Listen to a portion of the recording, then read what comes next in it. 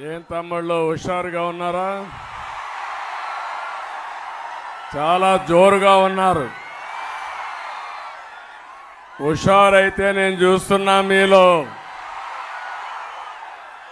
గన్నవరం వచ్చినప్పటి నుంచి చూస్తున్నా.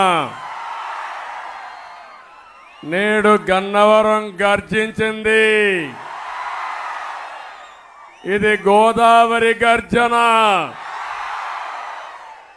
ప్రభుత్వ వ్యతిరేకతకు అడ్డం బట్టి స్పందన. ఈరోజు మిత్రుడు, మీ అందరి అభిమాన నాయకుడు, పవర్ స్టార్ ప్రజానాయకుడు పవన్ కళ్యాణ్ గారు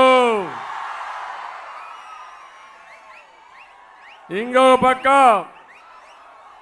అమలాపురం పార్లమెంట్ అభ్యర్థిగా పోటీ చేస్తున్నటువంటి బాలయోగి కుమారుడు హరీష్ గారు, గన్నవరం జనసేన అభ్యర్థి, ఎన్డీఏ అభ్యర్థి అయినటువంటి సత్యనారాయణ గారు. తమ్ముళ్ళు, మిమ్మల్ని చూస్తే అనిపించింది ఎన్నికలు లాంఛనమే, మనమే గెలుస్తున్నాం.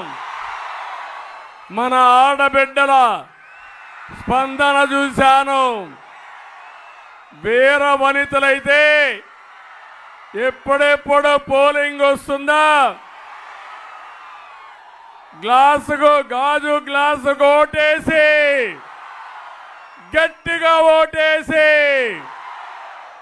తద్వారా జగన్మోహన్ రెడ్డి గుండెల్లోకి పంపించాలని మీరు చూస్తున్నారు. ఇంకో పక్క హరీష్ తెలుగుదేశం సైకిల్ గుర్తుకు ఓటేసి ఇద్దరు కలిసి రాష్ట్ర అభివృద్ధికి సహకరించే విధంగా ముందుకు పొమ్మని మిమ్మల్ని కోరుతున్నాం. ఒక ఛాన్స్ నమ్మి మీరందరూ కూడా ఓట్లేశారు. ఈరోజు మిమ్మల్ని చూస్తున్నాను. మీలో ఒక బాధ, ఆవేదన, ఆక్రందన, అభద్రతాభావం ఉంది. నేను పవన్ కళ్యాణ్ గారు ఇక్కడికి వచ్చింది మీకు ఒక భరోసా ఇవ్వడానికి వచ్చాం. మీ జీవితాల్లో వెలుగులు నింపాలని వచ్చాం.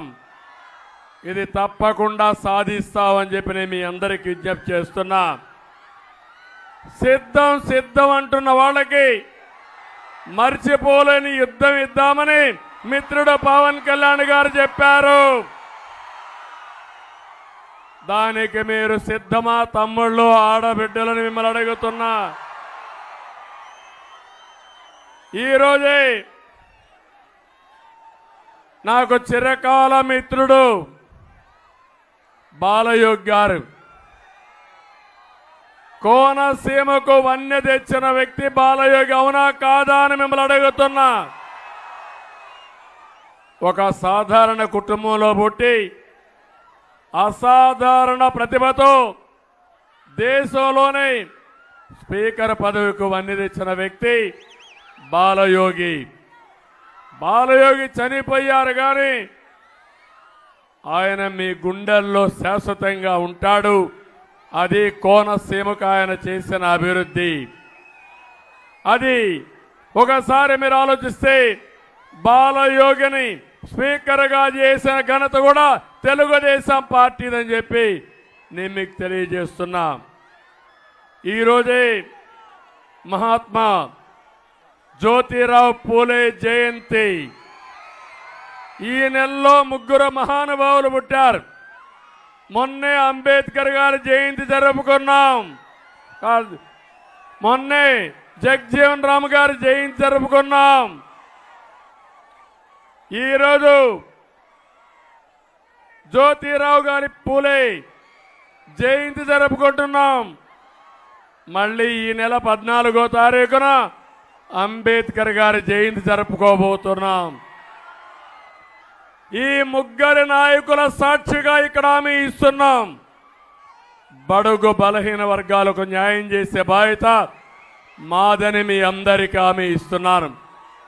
ఈరోజు ఒక్కసారి చూస్తే బీసీలకి ఒక డిక్లరేషన్ ఇచ్చాం.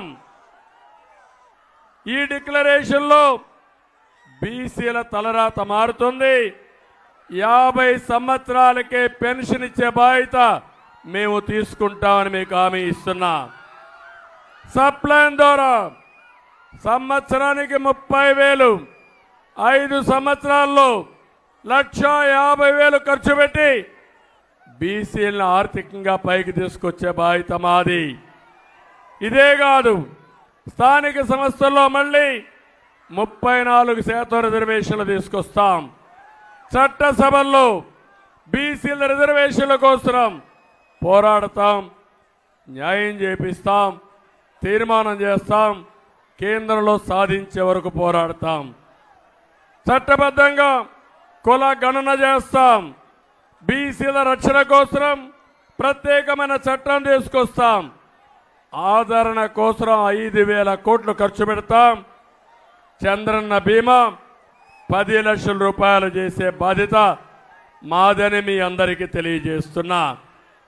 ఇలాంటి బీసీలకు న్యాయం చేసే బాధ్యత తీసుకుంటూనే ఈరోజు ఇంకొక పక్క మీరు చూస్తే రాష్ట్రంలో ఏం జరిగిందో ఒక్కసారి మీరు ఆలోచించుకోండి.